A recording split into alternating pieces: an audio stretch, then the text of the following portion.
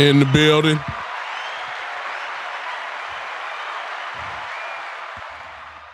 If this was a church service, I would say, I don't know what you come to do. I know what I'm here for. Ladies and gentlemen, it's Friday night. We are in the house. We are in the building. Ladies and gentlemen, it is time one more time for the Cowboys OG Podcast, in which you got three of these guys here that love the Dallas Cowboys and here to talk a little football with you guys about what we seen during the week. And it may not be what you heard from everywhere else. We just might pick up something just to say something. You know, that's just how we roll. And if you don't like it, we do. So it don't matter. You know, it's good to get ignorant. We don't know what it is. I feel ignorance in my system. I don't know how Joe and B-Bird feel about it, but I got some ignorance in me tonight. So I think this might be in rare form. I need you guys to share. Do that now, wherever you're watching from. If you're on all the channels, go ahead and share it out to Cowboy groups, Cowboy fans, Cowboy haters, everything. Do that for us. Let's have a nice little discussion. However long we together, we just have to have a little fun today. Yeah. With same crew, it never changes. Let's go ahead and start from the top. You see who he is. By now, you ought to know him. The one and only Cowboy Joe, my fraternity brothers in the building. What up, Noop? What's up, Noops? Shout out to all of the Noops across the world. Yes, and glad to be back on with you guys. I wonder if Kels is lurking tonight like she was last She Friday. will be probably. Just dropping the fire. Yeah. So I did I kind of connected with her a little bit, and so we friends now, and she chimed in on me and Jules' show the other night. So shout out to her. She knows she does that. She will crash your show. Oh, man, she was terrific. We had her on in the chat, and hey man, you know, she puts a new light on some things for us, and you know, we was on Will McClay's trail, you know. Yeah. And she kind of backed us off a little bit. That's our guy. Yeah, I know. So we gonna be nicer to Will McClay because of Kels. So how about that? So I'm gonna start with that. I tell Kels that you got my phone number. We text and all that. I'll tell her quick. So there you go. Will can get some of this work too. It just ain't no doubt about it. Ladies and gentlemen, Joe in the building, as you can see, right there in the middle of the glue, as I like to call him, the one and only. Put your hands together. B-Bird is in the building. Hey man, look, I was just thinking that Christian, our new defensive coordinator, I think it's Christian Parker, right? Yes, sir. Well, he hadn't had his press conference yet, but I think he's a noob, right? He is. Well, he can have it right here on the OG podcast, man. Let's invite him over here to do it over here. Y'all got to have some kind of connection there, right? I don't know him personally, but I put him on the shield quick. Yeah. I put him on. Look here now. There's another level to this thing, so at least I'm gonna get some type of conversation with him. At least. Hey man, you know what though too? I just thought about it too. I think one of our segments ought to be, what do we feel about Will McClay? That's a good one. Now. So let's think about that for a moment. Yeah, well, hold on to that. Hold on to that, because I got something else. For if we start talking about the staff and everything. Yeah. Y'all know me, big time. Hey, what's up? That's all I got to say about that. Hello to everybody in the chat. Olivia, who's on somebody's channel. LOL, gang. Hello to you. Easton Allen, Robert King, my brother, what's up? Okay, King of Gold, what's up? Jules is in the building, better known as Tell You What. He's in the building over there. We appreciate you. Marlon, my friend for over 30 some odd years, is in the building. He kind of like Kels, y'all. He used to do this type of stuff. Back in the day, he was on the radio. And he's a wealth of information. Marlon Haynes is. Former coach in football as well. Has family that is actually Chad. Forgive me for not know his last name, but was general manager of the not general manager, but assistant general manager, I think, of the Ravens. Am I right, Marlon? Wow. I think he's trying to be with the Dolphins, if I'm not mistaken. Correct me if I'm wrong, Marlon, on that. I think I'm wrong. But wealth of knowledge. The only problem with my friend, and I can say this, is that he has the takeover spirit too. It'll be my show, but hell, I'll never be able to get a chance to say nothing. So that's how he is. I mean, I love him to death. We have some of the greatest debates during the week on football, and that's why he's here with you. I guarantee you'll see in the chat in a minute. Let's go ahead and just get it crunk. I don't know what my brother's gonna talk about, but we're all so driven and deep into Cowboy football that it makes no difference what somebody's gonna talk about. we're already ready to talk about it. I guarantee it. Just watch.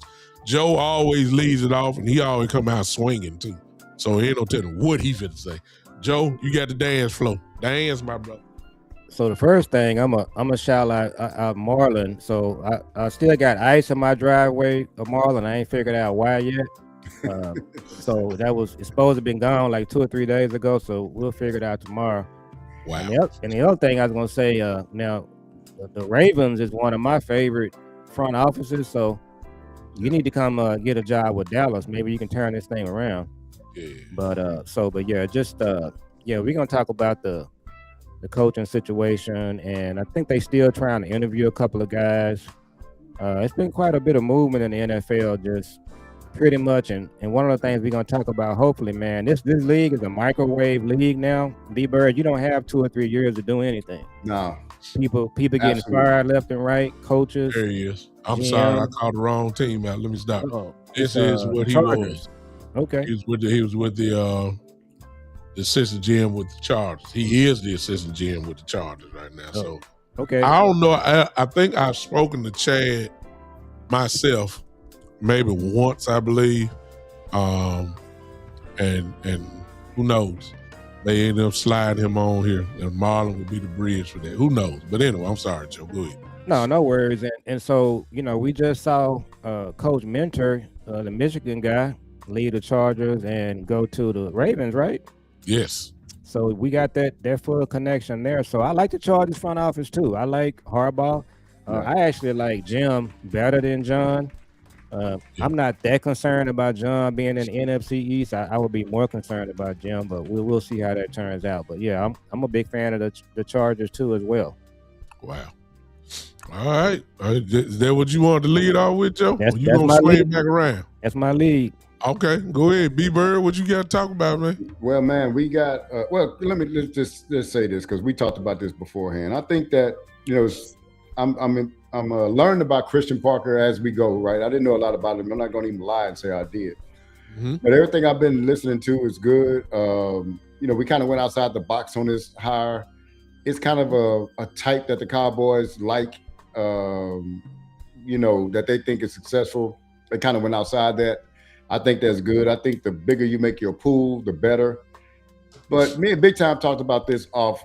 I'll take y'all to Vrabel's getting a lot of credit for New England Patriots, and as he should, because they turned that team around from 4-13 to, I think they was 13-4 this year, back into the Super Bowl. But what people aren't talking a lot about is they signed $350 million in free agent contracts in the offseason. Wow. So not only do they handle the coaching side, so it's different things on here, right? You got the coaching, you got the owner, the GM, and you got the players. Mm-hmm. If you just attack one of them, right? Like I'm gonna tell you something else. Let me just say this too. People might be like, hey, leave an offense alone. The offense is good enough. That don't mean you don't look at it. Don't mean that you if it's a tackle out there that's better than the tackles you got, that don't mean you don't upgrade. You are always supposed to be trying to upgrade, man, in every position. And so I just think that, we got a coach, a defensive coach, but let's not stop there. Now we got to start addressing some of these players. Are they the right fit for this coach? Or are we just hanging on to guys because we paid them, or what? But we have to approach this thing not just from one place. It got to be a 2 to 3 prong approach to this offseason, man. And it's basically saying this: when you're trying to get better, leave no stone unturned. Don't just say we're good here. We've been good, because you don't know how this thing going to change next year. Mm-hmm. Don't say that. So I just think that we gotta actually invest. And I was telling Big Time this too.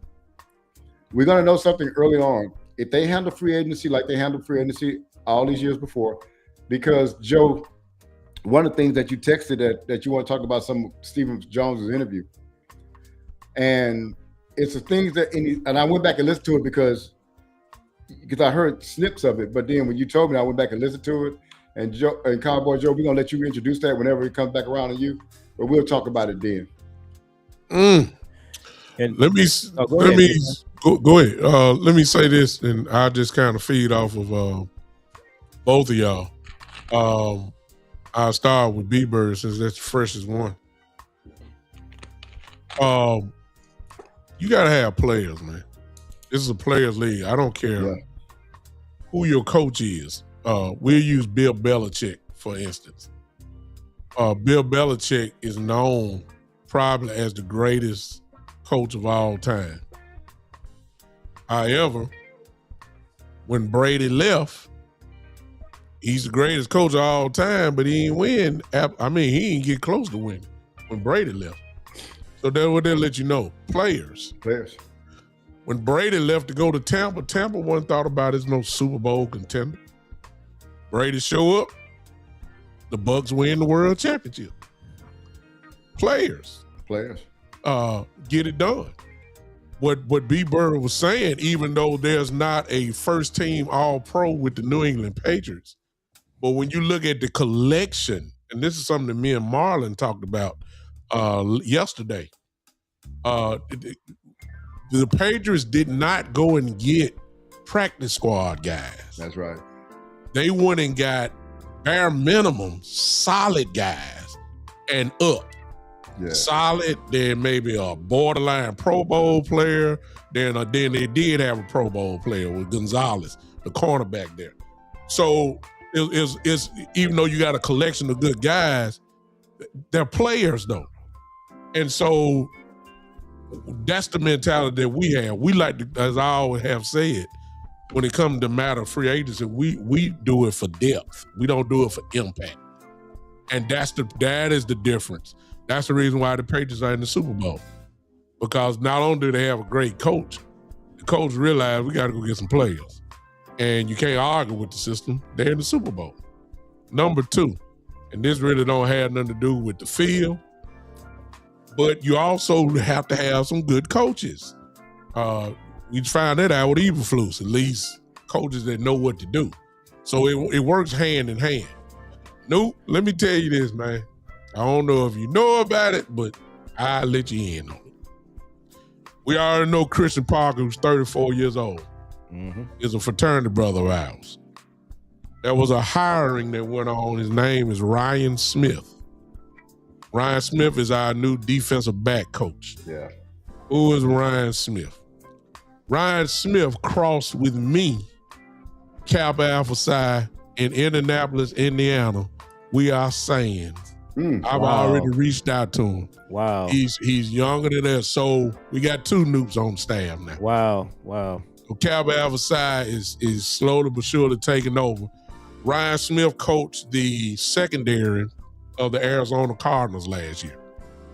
When we crossed, he was playing at William and Mary.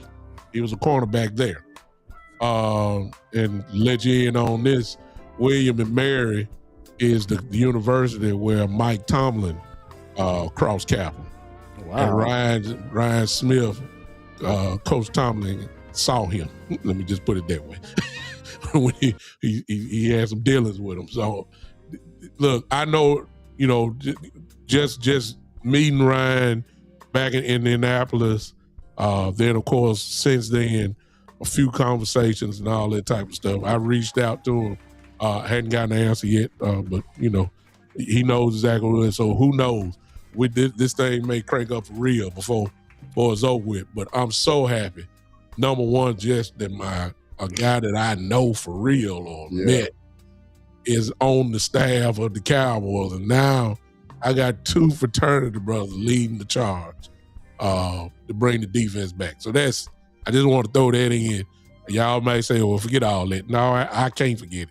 I got two frat brothers there, so I'm all in for my guys. And I know he can coach.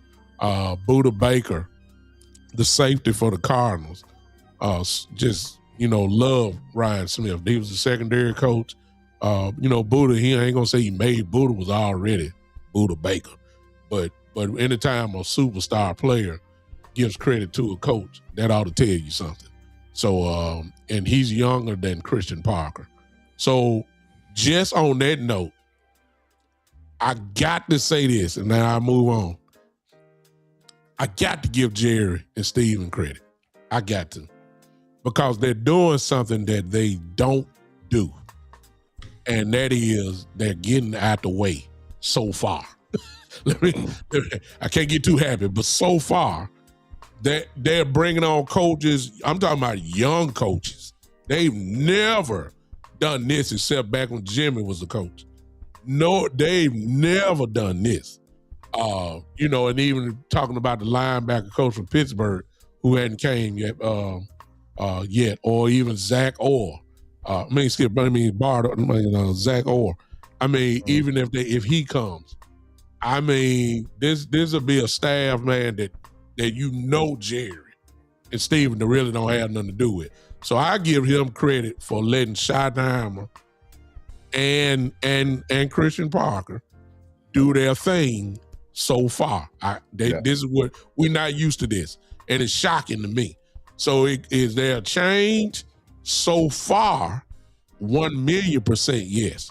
But we're getting ready to enter that spot now, where this is turning to Jerry and Steven show, and this is why I always say where they usually mess stuff up. Yeah. So free agency, contract disputes, all that. This is when they mess it up. So, but as for now, so far, I salute Jerry and Steven for doing exactly what they say. Go ahead, Joe. Or getting out the way at least. I think the tipping point is going to be the Pickens negotiation. That's where Jerry can still come in and mess this thing up. And the agent for Pickens is a nuke as well, David Mulugeta. I've actually met him, and he's a young guy too, from University of Texas. He got, I think he got 2 degrees from there. But to go back to your point, B-Bird, I think what I'm trying to do, my grandson, he's watching a lot of animated stuff, and I was like, you need to start watching superheroes and Super Friends and all of that, kind of get that going. So what I'm trying to do, I'm trying to build a super team, B-Bird. So if we get to that 12 pick and we haven't traded it for Max Crosby, if Love, the running back, is there at 12, I'm taking him.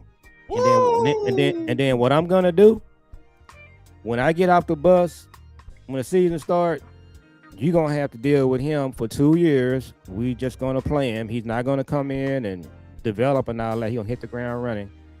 And I'm also looking at this tight end thing. This Jake Ferguson thing, it's kind of got me kind of puzzled. So if we can push him down, I'm willing to do that. So I agree with you, B-Bird. Offensively, I'm trying to keep this thing moving. I'm not satisfied with what we have. I didn't like the way Ferguson played. And I don't think the backups are so Schoon, and what's the other guy's name? Name escapes me at the moment. Brevin Spann-Ford. Yeah. I don't think they're it. So if I'm trying to upgrade tight end also, but going back to your point, big time, what I'm seeing is it looks like they're gonna finally start taking the safety position seriously, and they just haven't done that. So that'll be a huge step for them. If Caleb Downs is there and you don't take him, well, you're gonna be playing against him, and he's gonna be wrecking your game plan every time you play him. So I like the way this is going, and that information you just provided to us, that's really cool to know. I need to read up on him. I saw that. Is he the coach from the Cardinals, or he's from? He was the defensive back coach of the Arizona Cardinals last year. I got something. I got something somewhere. I'll send it to you. This is really coming together. Yeah. I like Orr also. If he comes in as a linebacker coach, he's 33. Mm-hmm. He was the coordinator for the Ravens the last 2 years. He's from North Texas, here where we are. Mm-hmm. And kind of what I did, I just kind of went back and said to my son, this is what Jimmy did back in the day. All of Jimmy's coaches were young guys. At the beginning, this is exactly what. And they were college guys, mm-hmm. and they came in with their innovation and with their bravado.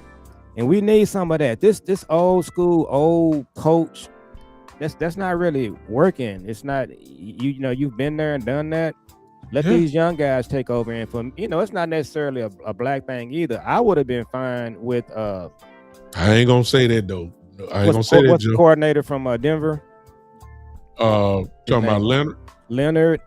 If a mentor type, my point is, if it would have been a mentor type of coach, a young white coach, mm-hmm. that's got ideas, got innovation, I'm good with that. I'm just tired of looking at these old guys. They can't relate to these players. I really love the way this is going, especially with that information you gave me today. And one thing I was going to say real quick. So, Kels, I would like her to answer this question at some point. What I had heard was Steven was real high on Vrabel, but Jerry wasn't. That's kind of my understanding.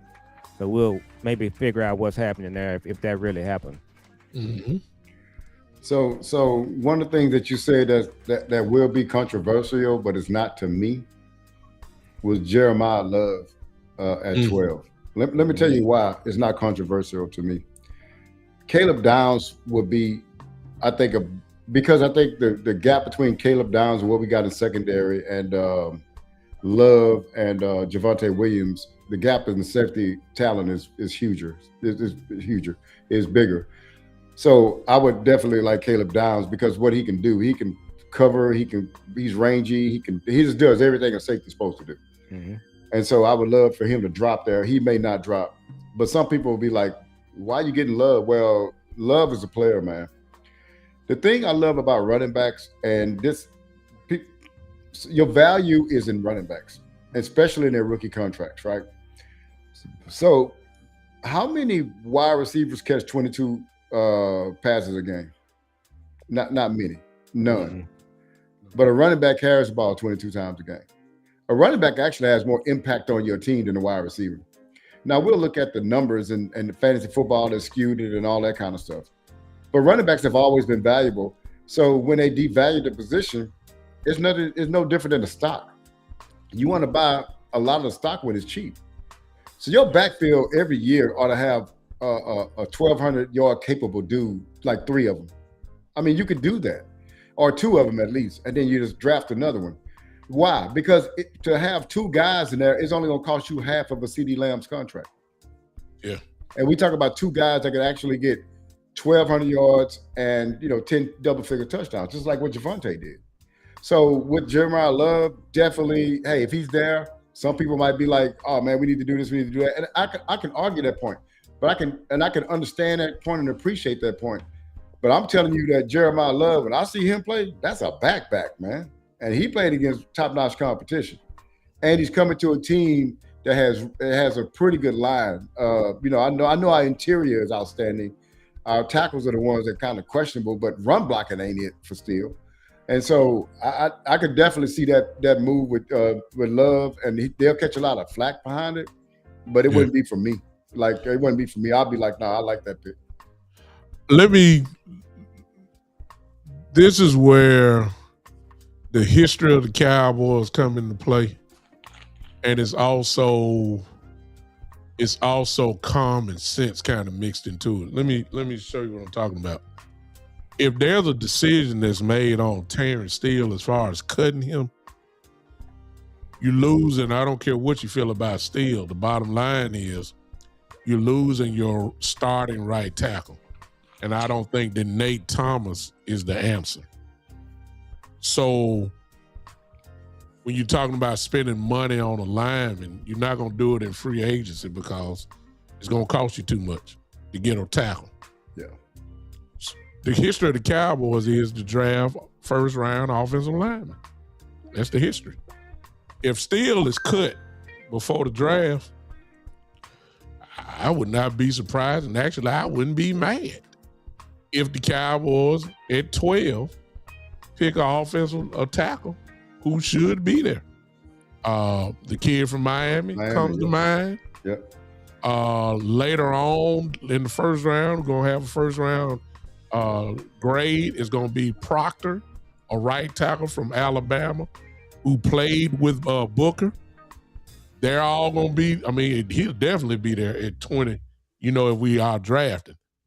And I wouldn't be surprised. It just don't, common sense tell you that's what the Cowboys would do. So a lot of the draft, as far as even pick 20, is going to be based off of what you see, again, what B. Bird said earlier, in free agency. In the case of Jeremiah Love, they quick to say we take the best player off the board. Well, at 12, Jeremiah Love, just about in every publication, is a top 10 pick for some reason. And if he is there, well, that's going to be tied to Javonte Williams, who they say they want back, but because Javonte Williams has earned a raise, we don't quite know what that raise may be. And if Javonte, we talking about a cheap Cowboy team that let go of Rico for $2 million, who wasn't gonna be no big deal. I'm not saying Javonte is gonna ask for no $6 or $7 million, but if that is if he asks for, I think he ain't gonna sign for $5 at least, because he deserves a raise now. Then what do you do then? Just because you want him back don't mean you ain't gonna pay the price. So we just don't know what the price for Javonte really is at this point. But if it doesn't, then Love is there. But again, the history of the Cowboys say that they will never do a first round pick on a running back after Ezekiel Elliott. They just not gonna do that no more. I give you another history of the Cowboys. Go ahead. They've nenever won a Super Bowl without a Hall of Fame running back. I agree. So I agree. I love Love. I think he can come in and tear places up, tear some people up. To be honest with you, so I just don't think they would do that. I think they really locked in on that. But why not do it? Why not look? Let's get greedy. Shoot, go ahead and draft Love anyway. You talking about a 1-2 punch? Hello. I was getting ready. Big time. I was getting ready to get into that. I was going to say that. Look, Devontae's contract is so low. It's not like the decision of signing Pickens because we got CeeDee Lamb, two $30 million dudes. No, we're talking about a rookie contract, and we're talking about a guy that may make $5 to $6 million a year for 2 years. Contract 2 years. He might just do 5-4. It could be. Yeah, so that's really in the grand scheme of contracts, left tackles, quarterbacks, franchise wide receivers, defensive ends. That contract is minuscule versus those contracts. So and then you'll get Love. Let me add to it. Then you get Love on a rookie deal. That's what I said, on a rookie deal. You get 2 quality running backs for less than what? $9 million a year. $9 million, yeah. It's probably cheaper than that. I just threw that out there. And then you get to keep him for 5 years. Correct. Because the first round pick is a 5-year contract. Correct. Yeah. So, come on now. Get greedy. You know what I'm saying? And let me throw this in. I'm sorry. And Joe, I'm coming back. This the reason why you may need to get somebody like a Jeremiah Love, a weapon. Because a lot of the reason why we were so good on offense is because it was Schottenheimer's real first year calling plays. Now, if you don't think that all these coordinators, defensive coordinators, aren't going to be sitting around looking at film all summer long, trying to figure out Schottenheimer, trust me, it may not be as smooth as it was this year. I'm just saying. Yes, it's kind of like Washington. Everybody went crazy with Daniel's rookie year. Daniel's rookie year. You see how they tightened up real quick. Y'all remember how everybody talk about C.J. Stroud in his rookie year at Houston? Oh, my God. I ain't heard nothing from Stroud ever since. You see what I'm saying? So the team, these coordinators are too good. They going to lock in on Schottenheimer. Notice all the talent. Look at all the motions and all that. They gonna lock in. I'm not saying we're going to go to work. I'm just saying it may not be as smooth as it was this year. Yeah. Go ahead, Joe. I'm sorry. So the scenario I gave you guys, I've been looking at some mock drafts, and I looked at a couple this week. We got to 12. Everybody else was gone but him. And so one of the mock drafts I saw, they got the Cowboys taking Kedrick Falk at 12. If you got a choice between Kedrick Falk, the defensive end from Auburn, and Love, I'm just taking Love and piggyback on what you guys are saying. I'm making you stop both of them. You for 60 minutes, we running the ball down your throat. When Love come off the field, my other running back is coming on, and you're going to just have to deal with them, and you're going to have to stop them. And then we're going to throw the ball too. And going back to Steele, I don't think you're improving your team cutting still. I just don't. I think you ought to keep them together. I think you ought to keep the offense together. What I look at is when you go back and look at the Philadelphia game and the Kansas City game, we won those 2 games back to back and still was fine. Still has problems when you're throwing the ball 40 times. And Tyler Guyton does too, by the way.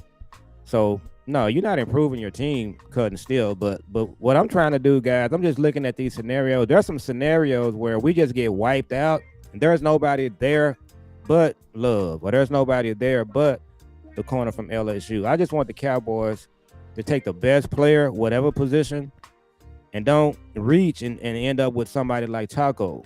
That's a problem. So yeah, I'm looking at a lot of these scenarios. We're on the edge of being wiped out. Now, if you trade back, okay, that's fine. You got to have somebody to trade with. But in this other draft I saw, they got us taking either Sonny Styles or CJ Allen at 20. I'm good with that. So at the end of the day, guys, just take the best player. And then I want to ask you guys this. How many more years does Dak have? Do you think he has 2 or 3? Realistically. In his prime? No, with his contract and everything before they either cut him or trade him. They really it's 2. That 3rd year, they can go and do some business. They can do some stuff with him as far as getting rid of him. I say 2. I think it depends on, how he performs and how far the team goes. I mean, if in 2 years we're in the NFC Championship game or in the Super Bowl, I mean, it's going to be hard to be well, we're going to leave. No. If he's still playing at the top level and we're moving and get going farther as a team, then you keep it together. You know what I'm saying? These quarterbacks are playing with Tom Brady and what he did. These quarterbacks are playing a lot longer than what they did back in the days, man. Yeah, I just think that you just keep building this team, and you look at the next 2 years with Dak in his prime. If it goes past that, great. At the end of the day, you just build a good team. But my only push, no, it's not a pushback, observation. Now I say that. My observation is that, as I said to B-Bird, this team really is too good to have a 7-9 record. The defense was horrible, but I think that was primarily coaching. I said all that to say that you're not going to get this opportunity again. I don't think that we're going to be 7-9, 6-10, none of that no more. The chance of you getting 2 picks in the first round, whether you use them or trade one or trade both and get somebody, you're not going to get this opportunity again. It'll be a while before you get this type of thing. And then when you mix that up with the money, we looked at it last night. Dak Prescott, I wasn't on the show, but I was watching the brothers, Boss and all them. Dak Prescott cap is $74 million if they don't do nothing. You know that's not going to happen. Yeah. They're going to restructure his deal. CDs is over 30. They're not going to do that. They're going to restructure both of them deals. They're going to free up a whole lot of money just with those 2. They cut Steele, that's I think $13 million. It's some other guys. Once they added it up, it was almost about $80 million worth. So let me tell you something. This is why I'm saying it's rare. You're gonna have draft capital. No, you don't have nothing in the 2nd and 3rd round, but them 2 first-round picks are huge. You got all this money for free agency. You can create that. You got to go ahead and put your foot down now. If you're talking about winning a world championship or at least being a foundation, it's now. You got to do it now while you got all this working for you. The salary cap, me and B-Bird was just saying it, it's going up this next season to over $300 million. I think it's 302 to 305. I looked at 305. 305. Come on now. You're gonna have plenty of money that you can work with, and there's no excuses saying you gotta worry about the pie and who's got the biggest part of the pie. No matter where y'all at now. You ain't got no excuses no more. This is why I'm talking about Jerry and Steven messing stuff up. I don't want to hear none of that. Yeah. The money is there. And I want to be honest, when you look at the draft class or free agents, it's really not that strong. It's really not. You got some real solid guys now. You do have a couple guys that say like, oh, okay, yeah, that guy there make a difference. It's only about 2 of them, 2 or 3, that can really make a real big impact. Everybody else is kind of like a complimentary piece, but they're real good complimentary pieces. But if you want to win a world championship, this offseason is almost kind of like a foundational thing. Like what we talking about 3-4 years from now, we're gonna come back to this offseason here and say, okay, this was the beginning of what we're seeing now. So one of the things I mentioned earlier was New England Patriots signings. I'll tell you who they were. Stephon Diggs, we all knew what kind of wide receiver he was. He paid off for him. But the one that I kept an eye on, because we probably could have signed him last year, but we signed Osa, Milton Williams. Yeah. He showed up, man. Big time for them. Woo. Then they had Carlton Davis at cornerback. Big. Harold Landry, Robert Spillane, Morgan Moses starting offensive tackle for them. Guys, Mac Hollins, Austin Hooper at tight end, Joshua Dobbs as a backup quarterback. But what that says is these guys, most of these guys, there's like 11 guys on here. 9 of them or 8 of them made impacts. You know what I'm saying? And 3 or 4 of them was like pretty much Pro Bowl level players, man. Mm-hmm. And so they not only got their head coach, Vrabel, but they also gave Vrabel some players. And I just named some of those guys. One of the things that I heard, thanks Cowboy Joe for just bringing me to go listen to a 10-minute interview from Stephen Jones. They asked him about free agency and was it going to be a different, I can't remember what the wording was, what the question was. They basically asked him, are they going to try to tackle some needs before they get to free agency? And Joe, if you heard the interview, he said, yeah, we're going to do like we always do. You know, we tackle needs and then we go to the draft and be able to kind of this draft. I was like, I actually, my face actually did this. If nobody was like, I was like, what? No, you never really do that, right? You've never really tackled your needs in free agency. Now, you might get a linebacker, but that's not upgrading the position. That's kind of like getting somebody a body in there or something like that. Okay, like Kenneth Murray. You didn't necessarily upgrade that position. You just got somebody in there that can play the position. And so depth. Yeah, that kind of disturbed me a little bit when he said that, because that's kind of myopic for him to be thinking that, like, that's what y'all do. Y'all don't do what I just read off what New England did. Y'all don't do that. And so, free agency is going to tell us a lot of things about the way they approach this thing and the way they handle the Pickens negotiation. If they handle that, if they come in and handle that thing quietly with some dignity, which is what I always accuse them not doing with certain players, they don't have a dignified approach to it. If they handle it with some dignity, I'm good with that. I'm saying they change it a little bit. And the dignity, I want to see Christian Parker's press conference, and Jared needs to show some dignity in their press conference. I'll come in there with this guy's family there and do the kind of stuff he normally does. I want to talk about Seattle. I saw this stat the other day. It's an amazing stat. In the last 30 years, they have made it to 4 Super Bowls. And I had to think about it. I knew it was 2. You know, you had the one they won with Russell Wilson, and they lost the one. They're going this year. And then the other one was they lost to the Steelers. And so the Seattle Seahawks have rebuilt their team 3 or 4 times in the last 30 years. And then you're talking about New England guys, and look at what they've done. And so I'm still just wondering, to your point, B-Bird, they should have somebody at the Star right now in the office studying what Seattle and New England did and implement that. And that's what the guy that owned the company that I work for, Fred Smith with FedEx, he was always looking at what other companies were doing. You know, we were a giant, but he would just look at the small companies and say, this company right here is doing this. We're going to do it. I need you to tell me how you're going to do it, and I'm going to give you a deadline to do it.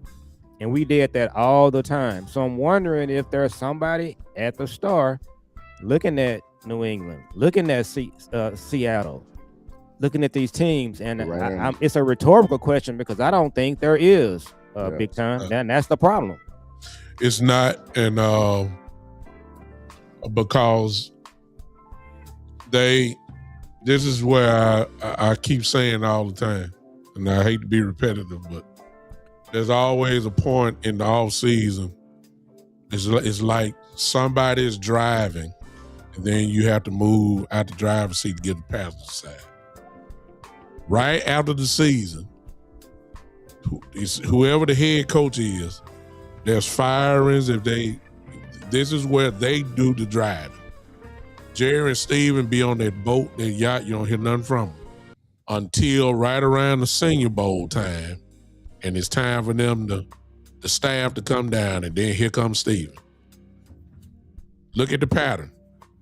Shotty done great so far this offseason as far as I'm concerned. He picked Christian Parker. Christian Parker bringing in guys you ain't never heard of, young guys. Most people like that change. Good. Then you hear Steven.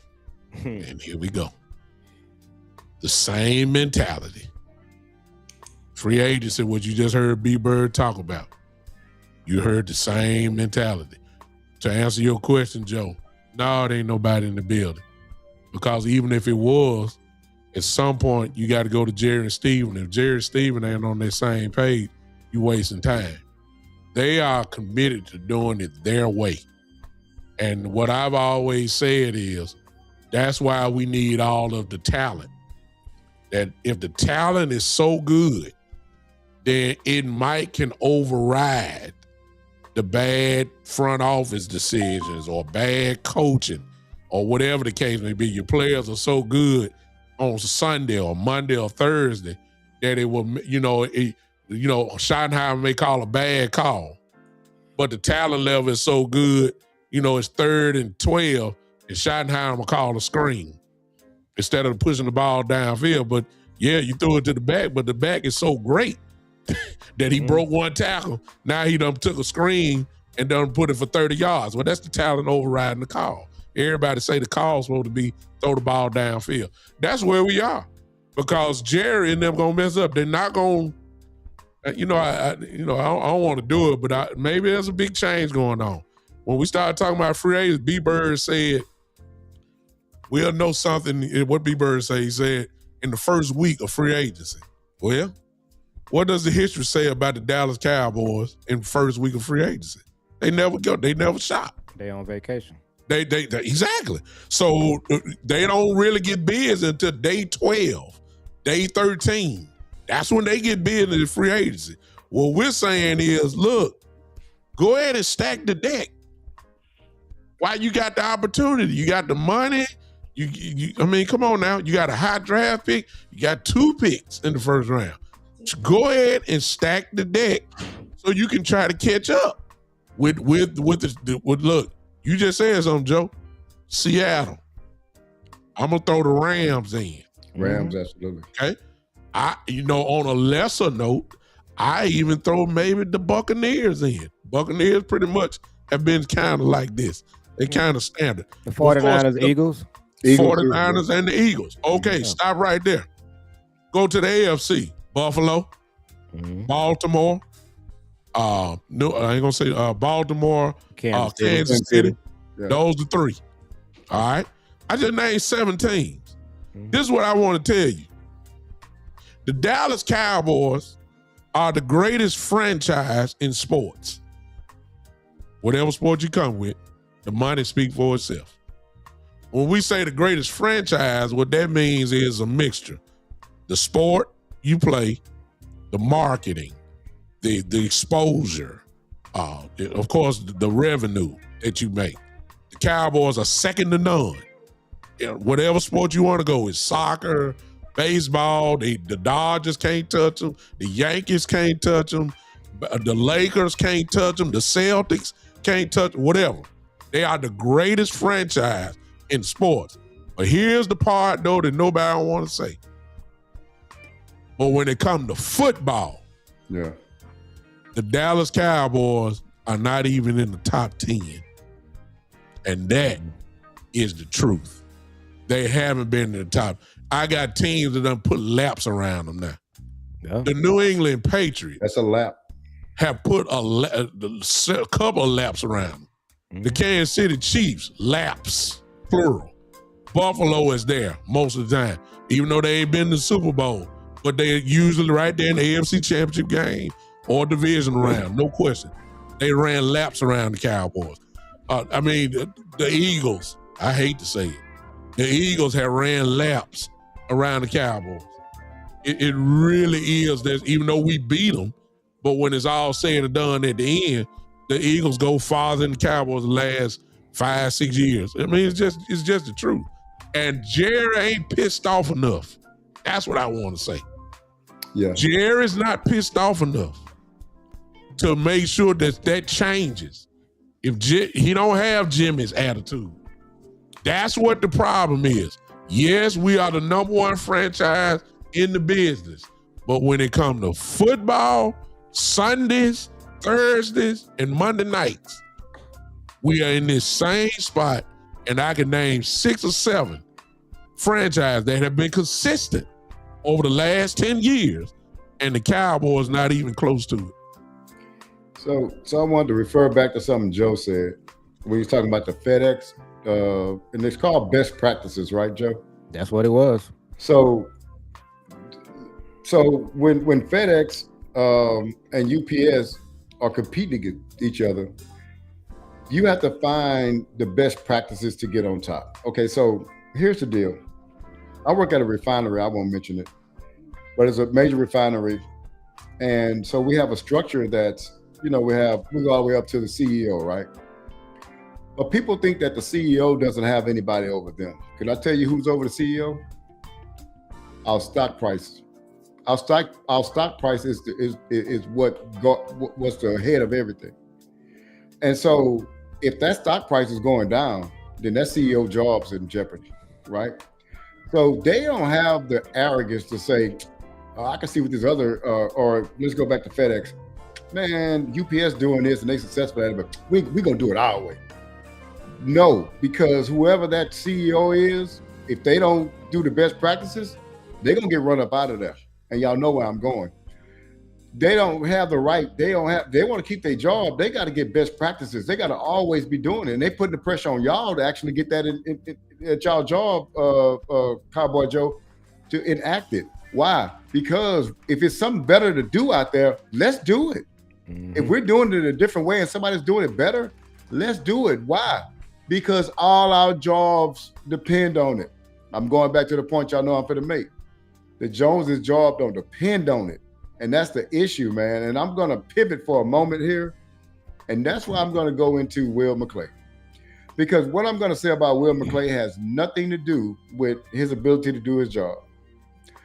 What it is I don't know what his job responsibility is. And he, too, is almost in that he's not a Jones, but I don't see where he would ever get fired for putting together a list of free agency and list of draft picks and letting everybody else pick them. I don't see why he would get fired.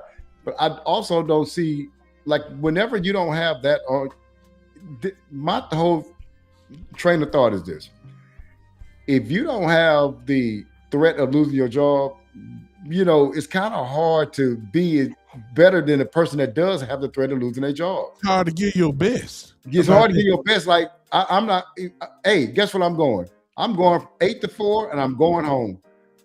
If I can't lose my job, if I can lose my job, my productivity low, I gotta stay. I gotta call my wife up. Hey, baby, I'm sorry. I know I'm supposed to be there at 4, but these people on my butt. I gotta stay here till at least 7 o'clock, do some more work. Why? Because I'm still trying to provide for y'all. And so that's what it is, man. When you don't have the threat of losing your job, and I don't think Will McClay actually has the threat of losing his job. That's just me, man. I don't see where they're gonna be like, Will, but you screwed that up. Screw what up? What is he over? Besides getting together a list of players and maybe levels of whoever, the draft or whatever.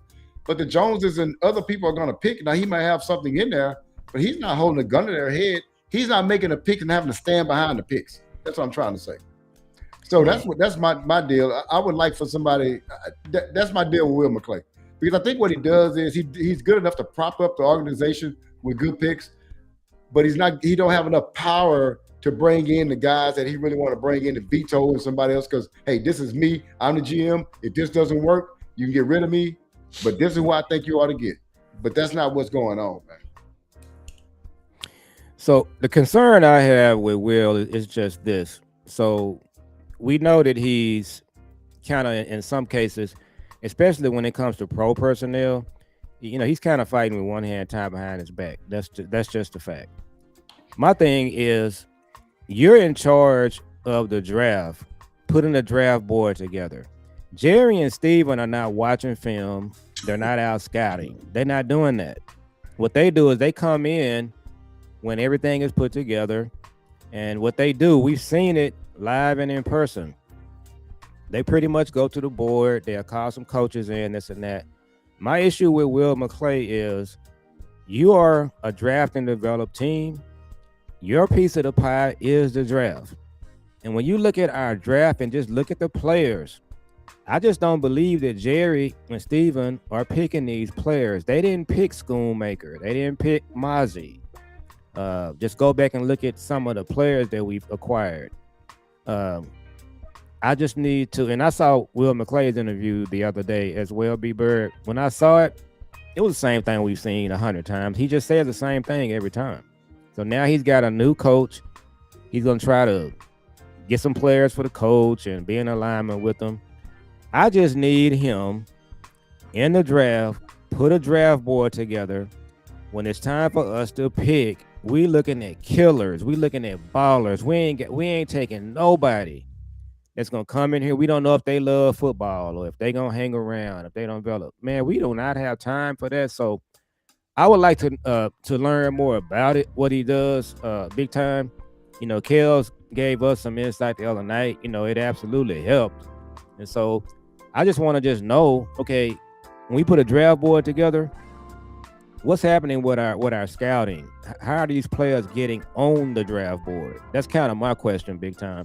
You got the scouts that fly out during the year, different sections of the year, watch games and write those down, report it. He to his credit, he runs a pretty good scouting department. But as you said, the problem is not with the scouting department. The real problem is with the general manager, because he's totally dependent on Will and the scouting department. However, if you had a real football guy there, then his interjection would have more value. So your question is not really with Will. My question would be is, who said that Schoonmaker should be drafted in the second round? That's the scout. Yeah. That's really not, Will is involved in that. Jerry ain't got nothing to do with that. Jerry, as a general manager, because of the way things are set up, because B. Bird just told you, and it's the truth. Jerry, as a general manager, is not looking at no film. He's not looking at no hand placement. He's not looking at he's not doing that. Just not Jerry Jones. So he's going off those guys. My question is, who in the world said that this dude should have a second round grade? Schoonmaker. So again, it's messed up once it gets into the hands of Jerry, and then Jerry says that the buck stops with him. Well, how in the world you gonna have the buck gonna stop with you when you don't know nothing? Yeah. So you're leaning on them. You still don't know nothing. You're leaning on them. You see what I'm saying? You don't know nothing. Yeah. You're just saying, okay, y'all, what you think? Okay, I got one vote here. What you think? Okay, that's 2-1. Okay, what you think? You got the other guy. Okay, we got a majority rule here. Okay, I got to make decisions. I'm gonna go with the majority, and there your pick is right there. Yeah. But my thing with Will, we'll go to you, B. Bird. He is the football guy. That's his piece of the pie. He's in charge of. He's the head of scouting. It's his group. So he's the football guy. It's not Jerry. It's not Steven. So my question is, when you look at our draft boards over the last 10, 15 years, I don't know how long he's been there, but he is the football guy. So when you put a draft board together, you're the head of scouting. how are we putting a draft board together that puts Steven and Jerry, and answer your question about Schoonmaker, what happened with that draft? McCarthy wanted a tight end. I don't know why. No, that's what happened. I still ain't figured that out. I ain't figured it out yet. We can ask Kells about it. You moved him up. What happens? And what happens, Joe? What happens when McCarthy wants tight end? But Will wants this defensive tackle. Yeah. Who gonna win? So they're gonna win that. That's a problem with your structure. They've kind of been all over they've been all over the place with it. So in that draft, McCarthy wanted a tight end, and so because Will was able to trump him and take Mozzie, they came back in the second round and said, okay, McCarthy, we're gonna give you a tight end, so just pick one. That's what happened. So let me, while it's hot on my head, let me throw this in then. And B-Bird, I'm gonna throw it to you on this one, okay? Cause I don't want the chat think we just complain. We trying to figure things out here. If y'all ain't noticed, I think we already figured it out. Yeah. But what's the solution? Here's the solution. What's the chance of this happening? I already know. Well, you done let Schottenheimer run the show so far, right? How about you go with that football guy and Will? Why don't you let Schottenheimer, because he's watching film. Schott and Christian Parker, they're watching. And since they're running their offense and their prospective defense, how about you say, let the battle come there and then let Will come in and y'all just sit there and just hold back and just wait until they figure this thing out. It's called a war room. It's for something. Everybody ain't gonna agree with everything. I'm saying let some of that power go to the football people. Your football people in there is Will, Schottenheimer, Parker, and the position coaches. That's the football people in the building. Not your listen, y'all. Do you know that Jerry Jones asked his grandson about DeMar and Overshawn? Yeah. Are you kidding me? And you said let's take him based off of what your grandson said? That's come on now. So you're absolutely right. And so when you say Will McClay, the head coach, just so that'd be Will McClay, the head coach who's the offensive coordinator and defensive coordinator, are to get together and almost get the board together and all that. So what you're saying is they should run it like a regular team runs it. And that's what you're saying. That's what a regular team like Seattle does. And so that's what it like Kansas City does. Yeah, like everybody else too. The Patriots. So let's just do that. I'm dead. And I can B-Bird, I can get a high schooler from down the street to figure this out. It's not that complicated, but they don't do it. So one thing I've always thought about, and I don't know if y'all have ever heard this before, Big man. You all right over there? Yeah, man. It's just that simple. But they don't do it though, guys. It's that simple. It's really that simple. It's the way B-Bird said that. That was beautiful. The way you dropped that in your lap, that was beautiful. And they ain't figured it out yet. Hey, so one of the things I've always listened to on 105.3, when they talk about Jerry and making the draft, they always talk about him doing it as a team effort. I never thought that was a positive. I think that a GM should be there to have his thought processes, study the people, look at the draft board, talk to his scouts, and have his mindset on something. That don't mean he can't be swayed, but it should never be just what you said, big time. 3 people over here, 2 people over there, 3 people win. It should never be that because you have no knowledge. If it's Belichick doing it, I ain't got no problem with it. Yeah, me either. Because I know he a football guy. Yeah. I know what he doing. He watching stuff. He watching film. Man don't go to sleep. Long as it's a football guy doing it. But if you're a football guy opposing as the football guy / general manager, but your whole thing is dependent upon other folks. Yeah. And then you're split. Then you calling your grandson to get his voice into it, who ain't got nothing to do with this stuff. then we got a problem, as Cowboy Joe just said, with structure. Yes. And the structure is off. So the solution is, since we got the same faces, you got to change the system.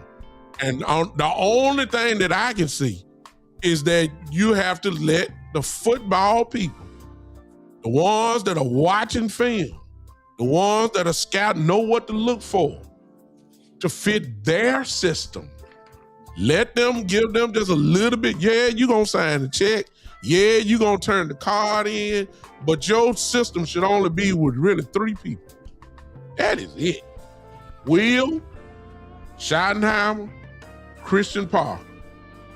They should be sitting right beside, since we seen what the war room looked like. Jerry Stevens sitting right there. Will is on the phone on the other side. Right beside Jerry Stevens should be Schottenheimer, Christian Parker. And it shouldn't be too much more talking after that. Seriously. That's how you solve the problem. At least since you ain't changing the faces, since ain't nobody got no new responsibilities, since Jerry gonna be the owner / GM, Steven gonna be the vice president of personnel or whatever, and Will has got, since that ain't changing, some inside has to change in order to get the players. A real general manager would say, hey man, look here. Look, we ain't had no pass rush. Okay? We know that when you have a pass rush, it speeds up the quarterback. Yeah. Okay. A real general manager would say, okay, Coach Parker, what kind of defense are you running? Are you running a 3-4 like everybody say, or are you going to be multiple? If Christian Parker say we multiple, then right then and there, as a general manager, I'm saying, Jerry, I'm sorry, Doc. We need this pass rusher. We're going to get Hendrickson. We don't care how old he is. The idea with Hendrickson, Quentin Williams, Osa, and Kenneth Clark together is a scary front four. You need to go in and get this guy. When he plays, he's 35 minutes. Look, Jerry, stop it. Stop. We ain't got time for this. Let's sign him up. We're going to work with it from there. That's what a real general manager will do. What Jerry and Steven do, though, this when they mess it up, I can get 3 players, 35 million. And I can get it done. That's what he did this year. Fowler, Sam Williams, the kid Houston, 3 or 4 players, and what he get you? Yeah, Clowney. See that you know, and they played. Some of them played pretty good, but I'm saying, look where he at, 32nd in the league. Go ahead and get some dudes, man. You say you got with a 2-3 year window. It's time for dudes now, not depth guys. I want main event guys. I don't want no preliminary guys. You know, like in wrestling, you know who the main event was. Y'all old enough, y'all in Texas. The Von Erichs. Von Erichs was the main event. Man, I don't want to see these janky guys in the middle. I'm here for the main event. I don't want no preliminary guys. That's what I'm saying. Hendricks is one of those names that can make a difference. Mega Fitzpatrick is another guy that can make a big difference back there. Go ahead and lock some of these guys up. If Christian Parker won't listen, and Christian, look, you did it with Zimmer, with Eddie Kendricks. You let Eberflus bring in Sanborn. If Parker says, I want Nakobe Dean, give him Dean. If he says he want Blankenship, give him Blankenship. You did it with everybody else. Do it with him. Yeah. That's all I'm saying. And one more thing I want to say, man, about Will McClay, and I'll let you go, Cowboy Joe. He said something that stayed with me, man. Stephen Jones always says something. Jerry says something that stayed with me, but he said something that I totally disagree with, and I ain't liked it. It just set a bad tone. He said, if you pick them, you got to play them. I'm like, no, you do not. If you pick somebody that's just saying, that shows the politics of it, right? Yeah. And I was like, no, so if you pick somebody in the 3rd round and they're not playing well, you got to play them? It's their loyalty to a contract or a draft pick. Yeah. Wherever you draft, that's their loyalty. That's right. Let's go. What's going on, Joe? And that just goes back to your scouting, and it goes back to your board you're putting together. You need to put players on your board. You pick them in the 3rd round. they really should be playing. And of course, if they don't, like you said, you just move on. But man, it's some really. So my son and I, we go back and forth on this. You know, he's a fourth generation. I'm third generation. He really feels that coaches should pick the players. I think it should be the GM, and then sometimes it kind of needs to be a meeting of the minds. I think the good teams, the Ravens, the 49ers, the Eagles, they have a good football guy. That's the GM. I think Will McClay could be that guy on the draft. But I just think that when he puts his board together, I just like, it's like, how did this person get on your board? And then I wanted to mention too, going back to that 23 draft with Mozzie and Schoon, they talked about taking Overshawn in the second round, and they waited. So I think that what we got to look at is these coaches that are coming in.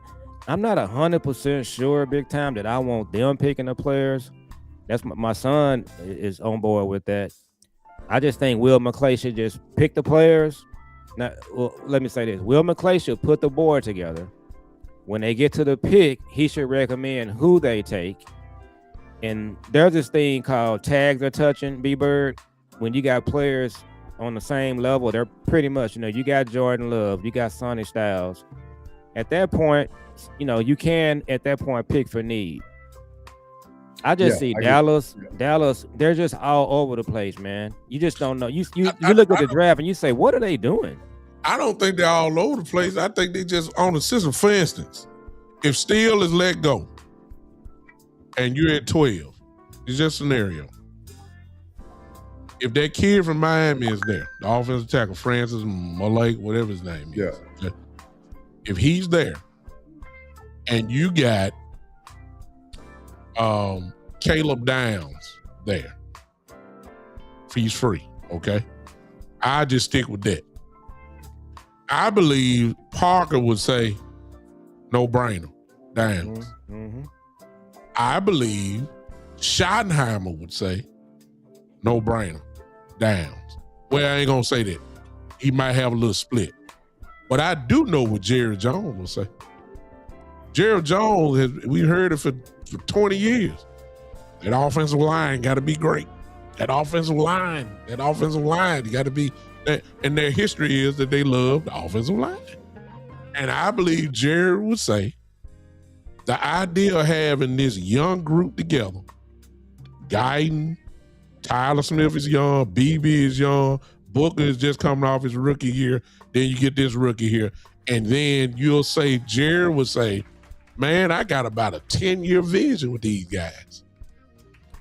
And I believe, in spite of you should take Downs, you would pick the offensive lineman. And the offensive lineman may work, but it's that split that we're talking about. Jerry would do it based off an idea because he played offensive line at Arkansas 75 years ago, and saying that the offensive line is the key and the trenches and all that type of stuff. That's fine. But when you got a guy like Downs there, if he's there, and you know the secondary was horrible, you need some stability on there. You got some stability already on the line. You need something that's gonna anchor this thing in the secondary. Downs is the pick. That's where, even though the kid from Miami would be a good pick, but it's right there, that mentality that I'm talking about is where the problem is. And that mentality has not changed, because Jerry will say, not only say, hey, we got to get this offensive line, Jerry would say, hey, I just got this gut feeling and I got the last word. Yeah, and he does have to say so. He would pick the line. Exactly. He does have to say so. And so, because now you're right about that. And I think what ends up happening with Jerry is we are under something, man, y'all. And I've thought about this before. Just in the natural progression, say we had a good GM in here, he won't be here for 30 years. He'll be here for, he has this, this crescendo, then he falls off and then he gets fired. That's what happened at every other franchise. We're talking about baseball, football, basketball, or whatever. And it's just a lifespan of a GM. Well, part of the lifespan does is it refreshes. When you get a new GM, it refreshes the thought process. There's a whole guy with a whole different thought process that comes in. Well, the Cowboys have been under the same thought process over 30-some years. And so here's the deal. Things that happen, okay, so suppose the Cowboys don't want to get in free agency because of Brandon Carr, right, in 2012. They said, hey, man, we didn't do well. We signed this guy for a lot. And, he didn't really live up to his contract. Now, I think that he played well. But suppose they're saying that's the reason why we don't sign. Well, just think about the natural lifespan of a GM, probably about 6 or 7 years. We'd have had 3 or 4 GMs by then, and they would even be thinking about Brandon Carr in 2012.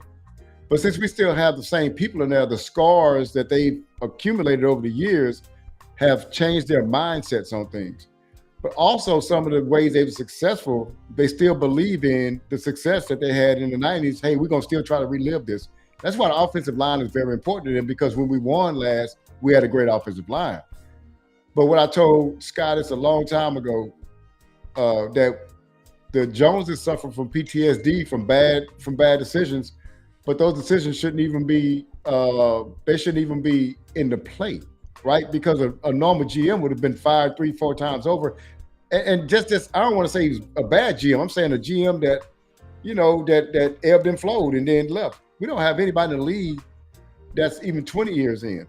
We got guys that have been running our team for 30 years. So I'm just make a long story short. I want to tell you all that to tell you that, yes, he believes in the offensive line, because the last time he's ever won, he had an offensive line. Yeah, exactly. So, and that mentality is stuck in his head. Yeah, he's been looking for that ever since the last championship, because he knows that's what got it done. And that's why I say they want to win their way. Forget what everybody else is doing. They want to win their way. Let me ask y'all this real quick. Let me throw my little thing in. And chat, I need your help on this. I need y'all to come in.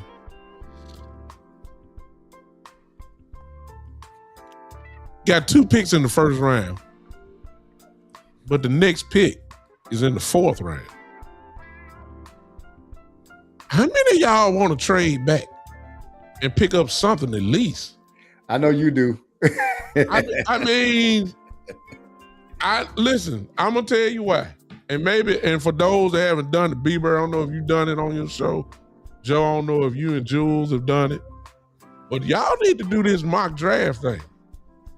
And go ahead and pick 12 and 20. And then I want y'all to see all these names that go by in the 2nd and 3rd round. And you just sitting there waiting to the 4th round. I just want you to see the quality of the players that are leaving.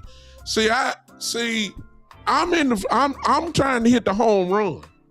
I'm not trying to be Pete Rose in this thing. I'm not trying to hit doubles, and I'm not trying to be the all-time hit guy. I'm trying to knock the ball 700 feet over the wall. And I feel like you need to stack the deck. You go ahead, and I ain't saying draft coming out. If you'll take this. Let's just say somebody trying to move up in the first round. They move up and take your 20, but you take their last pick in the first round. You may move down 3 or 4, but you still got the first round pick. But you also done picked up at least a 3rd round pick or a 2nd round pick or whatever. That sounds good to me. I'm sorry. I know Sonny Styles might be there at 20. That's fine. I get it. But come on now. I want to know how y'all feel about it. I'm good with either way, but I'm just saying 4th round a little bit too long for me. And somebody will say, well, you got 2 picks in the first round, so that account is really 2. And that's fine. But I'm trying to trade down. Especially if my guy ain't there, I'm just not picking 20 just to be picking. Yeah. If my guy ain't there, I want to know what can I get for that 20th pick. That's what I want to know. So my concern with that is, I just go back to what we've been talking about. They can trade down, but it just depends on who they select. It's just when they've traded down in recent years, you've got Josh Ball, Matt Waletzko. They drafted a guy. He's in the 3rd round. His name was Viliami Fihoko. Yeah, I remember him. He was never active for a game. You third round pick. No, the sad part about him was he was a first team All-American from Utah. I think he was one of the better sack guys in the country. But the problem was he was 6'3", 240 some odd pounds. And you know good and well, a right tackle going to eat him alive. And you're right, Joe. He never got on the field. Yeah, that goes back. Report. And the reason why I said that, because that is a prime example of what you just talked about, Joe. Who said that this dude should have got drafted in whatever round he did? That right there. That's perfect. Yeah. It wasn't Jerry or Steven. So what I would like to do, and I'm not, they can just, when they trade down, when they pick, just pick up the phone and call the Steelers, not the Steelers, I'm sorry, Seattle, call New England, call the Ravens, and just say, who would y'all take right here? If they had just done that in the last several years, they have good players. Lou's takes, I really love Lou's content. Yeah, he's good, man. FYI, he doesn't like either one of the tackles. Just that's FYI. Wait a minute, ones in the draft or our tackles? The ones in the draft that we're talking about. He doesn't like Proctor. He doesn't like the Miami guy. He's from Miami. He don't like either one of them. And Lou played college ball. Let's throw that in. He played college ball, and he was an offensive lineman. Yeah. So, man, we doing the content now, and I'm gonna tell you this right here. And listen, I believe this.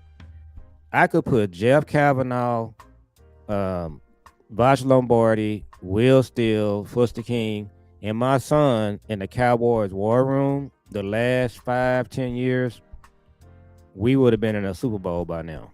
They just they do it. If you did it on your show last night, big time.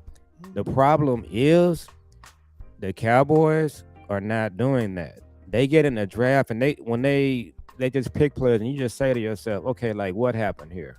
How did this player get right here? Reach. It doesn't make any sense. They did it last year in the 5th round. We needed a running back. It was 7 running backs on the board. All they had to do was just take them. They traded up and took the linebacker. His name escapes me at the moment. They reached on Mozzie. Oh, well, definitely. Mozzie had a second round grade. Yeah, they reached on Mozzie. They in that draft right there. Bad draft, man. They liked Sam Laporta. They liked Kincaid. If they had just taken one of them, they would have been fine. Now, Sam Laporta was in the 2nd round, but they just could have took Sam Laporta where Mozzie was. And Sam Laporta right now, he's your number 1 tight end. Kincaid, he's a Pro Bowl tight end. Kincaid too. But what they did, and this is another thing that we got to talk about at some point. What they do is they're always talking, so they let everybody know what they're doing. So in that draft right there, and Kels might confirm this, everybody knew they wanted a tight end, so Buffalo jumped ahead of them and took Kincaid. Okay, yeah. And so when that happened, they just took Schoon, which was a really bad mistake. But this is the kind of thing they do. So Marlon, go back to he said something earlier. He said management should pick the players, and that's what I'm saying. Just let Will McClay pick the players. Let him put his board together, and then Will McClay is telling you who to draft, no matter what. If it's Proctor, if it's Love, whoever, just let him pick the player, and then Schottenheimer, whatever he does, you're just gonna go out and coach him up. That's what I would do. And then we'll know what Will McClay is doing, guys. We'll know. So I want to ask y'all a question. Just on a regular draft, you got 1st through 7th pick, right? Yeah. And you got 1 pick in every round. Just an old-fashioned regular draft. How many impact players do you expect to get from that draft? Definitely 2, possibly 3. Okay. Round 1 and round 2 should definitely be day 1 starters. So what about you, Cowboy Jr.? You think the same? I think good teams, that's how they build a team. They in the 2nd, 3rd, 4th round, even the 5th round, good players are there. So my answer to your question is, you just have to figure out who the good players are and take them. Are you going to have some misses? Yes, you are. But the issue with them is they have way too many, and they are draft and develop team. If you're a draft and develop team, you can't have that many misses. I'm sorry, you don't get to have your cake and eat it too. That's what you got. So in the, because the initial question was, should we trade down? I think that it is a high success rate the higher you draft. Yeah. So if you want to get a success rate, that's like if I say, hey, big time, you could draft, you got all second round draft picks, I got all first round draft picks. I'm gonna hit more than you will because I'm gonna get more quality draft picks than you are, more quality people than you will. Get the cream of the crop. Huh? You're gonna get the cream of the crop. I'm gonna get the cream of the crop. So when you got 2 picks there, I wouldn't want to trade that back because it becomes more of a gamble the more rounds you get in. To find you can find a Tom Brady in the 7th round, but that's not how you should structure your draft. Like to find a Tom Brady in the 7th round. I guess, and you're right, B-Bird. It's no right or wrong. I ain't got no problem with this drafting. But what I'm saying is that I just know that the Cowboys' phone is going to be ringing without a doubt for that 20th pick. Because everybody knows they don't have a 2nd and 3rd round pick. Yeah. And I think somebody is going to make a real nice offer that especially if they ain't locked in on a guy like, let's say for instance, most mock drafts that I've done at least, at 20, Sonny Styles has been there. A lot of people have been calling his name out. Linebacker from Ohio State. Yeah. If the Cowboys are not locked in on Sonny Styles and they feel like they can get a linebacker later on, maybe Jacob Rodriguez from Texas Tech in the 4th round, a great player, or the kid from BYU, Jack Kelly, or somebody like that you can get later. If they ain't that locked in on Styles, that somebody's gonna offer them something that I think that they ain't gonna refuse. That's just me, because I think they're gonna get greedy. Yeah. Which ain't a bad move. But I just know, let's just put it this way, B-Bird. You're right. Don't kill with your for sure stuff. I'm good with that. But I just feel like I know for sure somebody at 20 is going to be ringing that phone, and they going to offer the Cowboys what they don't have in this draft. Either 2nd, 3rd round pick. Let's just take Sonny Styles versus Rodriguez. How much better is Sonny Styles than Rodriguez? I think he's way better. I do. I think Styles he's bigger, he's stronger, more. Both of them love contact. He's faster. He is a 1st round linebacker. Yeah. I don't think that Rodriguez should be, projected in the 3rd or 4th round. Rodriguez was a monster for Texas Tech. But if you had the choice, if you lined 10 people up, 10 probably gonna pick Styles before Rodriguez. I would pick Styles, but I would be okay if we ended up with Rodriguez because he's a good player. But what the Cowboys are doing, B-Bird, before you start, what they're doing, they're passing on both. That's what they've been doing. Yeah, there you go. So the reason I'm saying, because these are the margins where I think that you when you make decisions like that, like, hey, we'll pass on Sonny Styles and we'll get a Rodriguez later on. But those margins, if you make that decision about 8 times, you're getting a lesser roster. You get what I'm saying? Yeah. And so that's why when Sonny Styles there, you say, hey man, he's the best linebacker in the draft this year. But he got other guys, yeah, man, we can wait to the 3rd round and get. That's why you start making that decision. If that guy's a playmaker, you draft him. That's the mentality. If he's a maker, you draft him. That's the mentality that we don't have. See what I'm saying? Well, I can get 3 for. Hey, thank you. Thank you.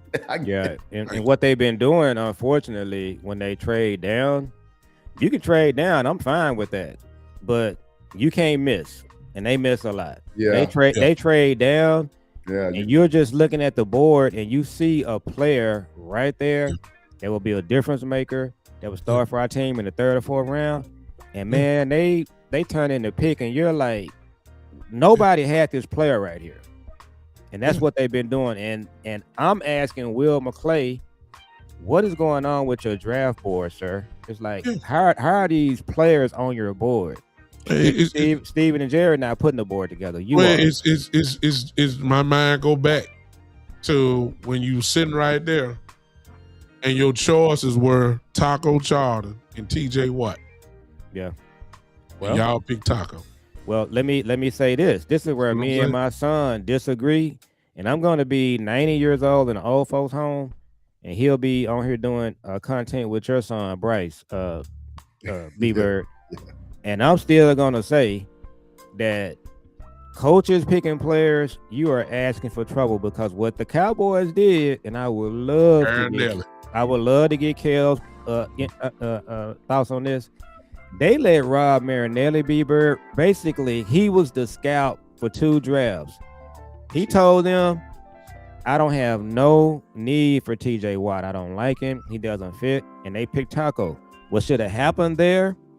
The general manager or the head of scouting, which I believe was Will, they should have told Marinelli, we picking TJ Watt. And whether you want him or not, you may not even be here. So we picking TJ Watt, and we're going to figure out how to play him. Like, for example, Micah was picked. Rob Marinelli wouldn't have wanted anything to do with Micah. Rob Marinelli didn't want Jalen Ramsey. He didn't want him. So they didn't pick him. So that's what I'm saying. When you let coaches pick players, the coaches will pick a player and they get fired and you stuck with the player. So just let the GM pick the player and you just roll with it. I definitely agree with the GM picking a player over the coaches. Let me tell you why. What are the coaches doing from, let's say, after the draft all the way till the playoffs? They're coaching players. What are the scouts doing in that same period of time? They're scouting players, college players. And so they don't really have the knowledge to, not saying that they don't have football knowledge. I'm saying this, they don't have the wealth of knowledge as a scout or the scout team has on these college players. They just don't have it. Why? Because they don't have the time to have it. They still got to coach the team. Yeah. The scouts are just scouting, man. That's what they do. That's their main job. And the director of scouting gathers all this information, and he's also locked into film and what this person's doing and talking to other people of the team and all that kind of stuff. So I don't believe coaches should. A coach can tell you what they need. Like, hey, man, I need defensive end that can get in there, man. Oh, I need my defensive end to be this size, that guy, this, that. And then if you need that, then you go and do that. But beyond that, I don't think coaches just don't have the time to do that, man. To make picks with the knowledge that a scouting department has. We've been on for an hour 32 minutes. Yeah, great show. Are y'all done? Because I can close real quick. Are you done, B-Bird? You got something? We can go and close. It's up to you. You good, Joe? I'm good. And just real quick with Christian Parker, I don't want him to come in, a 34-year-old, just getting a job, and then they say, you pick the players and then they don't work out. We got a problem there. Yeah. I just think that if the players are equal, if they're on an even, if their tags are touching, then defer to the coach and just say, hey, we got a need right here. We are going to listen to the coach because they're all on the same level. But that's kind of where I am on it. And I think everybody's it's not a wrong answer here. Even with my son, I tell him sometimes, coaches getting involved, that might be the way to go. It's a little bit of both, but I just want to say that. So what you just heard probably about the last 10 to 15 minutes goes right back to what I said at the beginning. What did I say? This is the part of the off season where Jerry and Steven mess stuff up. Mm-hmm. You just heard at least 6 or 7 scenarios. Not with players. You heard structural issues. That's what you just heard. We got good checks on the boxes right now with Shotty, Coach Parker, getting the staff together, all that. That is no. You ain't heard no problem yet. It's right here, this spot right here. is where Cowboys start doing this. And even and some folks gonna say, where's training camp? Nope. Because it's the general manager and whoever that serves the players that you got during free agents in the offseason, serves them to the players, say, okay, here your 90 players. Cut them, let's get them together and cut it down to 45 and roll. But what if you ain't got nothing but a bunch of preliminary guys that y'all gave to them? You ain't talking about no Super Bowl. You just talking about hopefully winning the division. So far, so good. It seems as if Jerry and Steven kind of took a back seat on this one. But we got our first clue with the press conference where you heard Steven say, well, we're going to do it like we usually do. Ladies and gentlemen, good God, how many years you got to keep doing before you figure out that your way ain't working? You got to change it up. And this is why, you know, I think I can speak for my brothers here. This is why we do this. This is why we looking like this. Like, Yeah. we'll wait and see. Because we ain't finna get optimistic. Because we done seen it too long. B-Bird said it perfectly. I'm just like him. You want to know if something really done changed? Because we in Steven and Jared territory. Check out the first week of free agency. Check it out.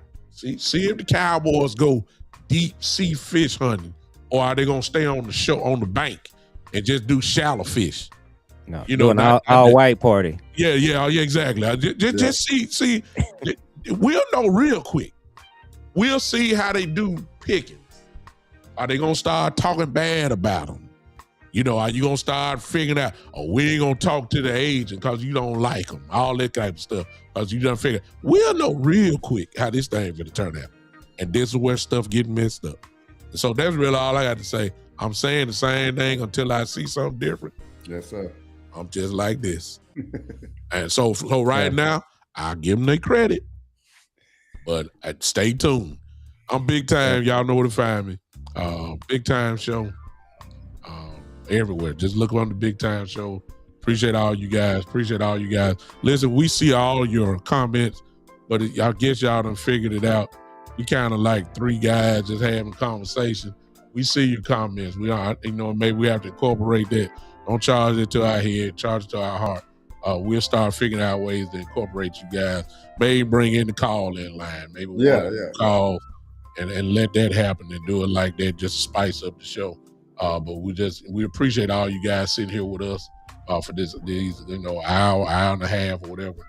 Just hang with us. Thank you guys. Turn it over to Joe. Man, this has just been another great show. I mean, we doing it every Friday. We just knocking out of the park the way I see it.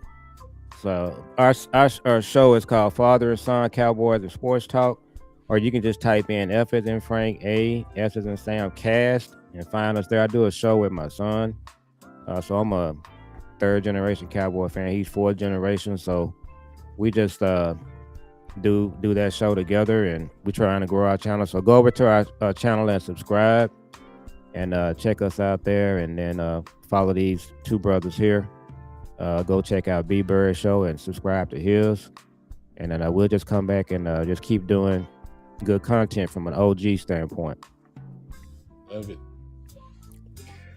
Hey, it's a great time, man. Friday nights. I look forward to these Friday nights to hang out with you guys, man. Just talk Cowboy football with guys that are just as passionate about me in our quest for six, man. So I just appreciate y'all having me on, man. This has been a dream for me. And just to be on with you guys is great, man. So y'all can, everybody out there, y'all can follow me on B-Bird Cowboys on Twitter and YouTube. I'm going to be doing a show tomorrow.